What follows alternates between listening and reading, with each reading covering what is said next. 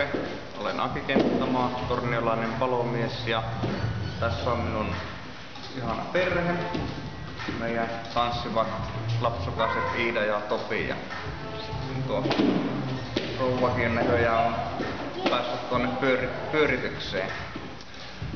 Ja itse innostuin tästä tanssikouluhommasta nyt viime syksynä, kun lapset on käynyt jo, Topi on käynyt 2 vuotta ja Iida 3 vuotta, ja kevätshowssa sitten kuulin, että tämmönen äijäryhmäkin tulee nyt syksyllä, ja nyt olisi siihen tarkoitus sitten mennä.